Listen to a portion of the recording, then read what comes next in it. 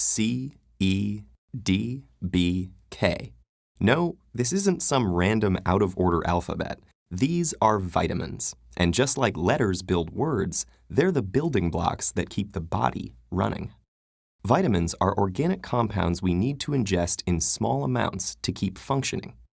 They're the body's builders, defenders, and maintenance workers, helping it to build muscle and bone, make use of nutrients, capture and use energy, and heal wounds. If you need convincing about vitamin value, just consider the plight of olden-day sailors who had no access to vitamin-rich fresh produce. They got scurvy. But vitamin C, abundant in fruits and vegetables, was the simple antidote to this disease. While bacteria, fungi, and plants produce their own vitamins, our bodies can't, so we have to get them from other sources. So how does the body get vitamins from out there into here? That's dependent on the form these compounds take. Vitamins come in two types, lipid-soluble and water-soluble, and the difference between them determines how the body transports and stores vitamins and gets rid of the excess. The water-solubles are vitamin C and B complex vitamins that are made up of 8 different types that each do something unique. These are dissolved in the watery parts of fruits, vegetables, and grains, meaning their passage through the body is relatively straightforward. Once inside the system, these foods are digested, and the vitamins within them are taken up directly by the bloodstream.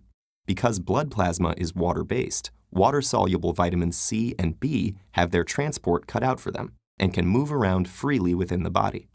For lipid-soluble vitamins, dissolved in fat and found in foods like dairy, butter, and oils, this trip into the blood is a little more adventurous. These vitamins make it through the stomach and the intestine, where an acidic substance called bile flows in from the liver, breaking up the fat and preparing it for absorption through the intestinal wall. Because fat-soluble vitamins can't make use of the blood's watery nature, they need something else to move them around.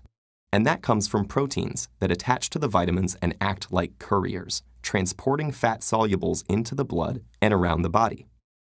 So this difference between water or fat-soluble vitamins determines how they get into the blood, but also how they're stored or ejected from the body.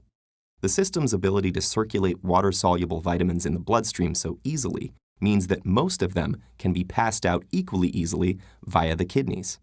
Because of that, most water-soluble vitamins need to be replenished on a daily basis through the food we eat. But fat-soluble vitamins have staying power because they can be packed into the liver and in fat cells. The body treats these parts like a pantry, storing the vitamins there and rationing them out when needed, meaning we shouldn't overload on this type of vitamin because the body is generally well stocked. Once we've figured the logistics of transport and storage, the vitamins are left to do the work they came here to do in the first place. Some, like many of the B-complex vitamins, make up coenzymes, whose job it is to help enzymes release the energy from food.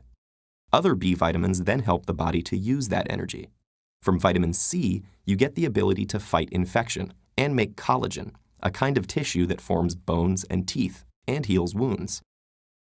Vitamin A helps make white blood cells, key in the body's defense, helps shape bones, and improves vision by keeping the cells of the eye in check.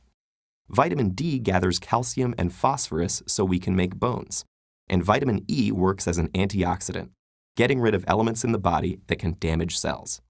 Finally, from vitamin K, we score the ability to clot blood, since it helps make the proteins that do this job.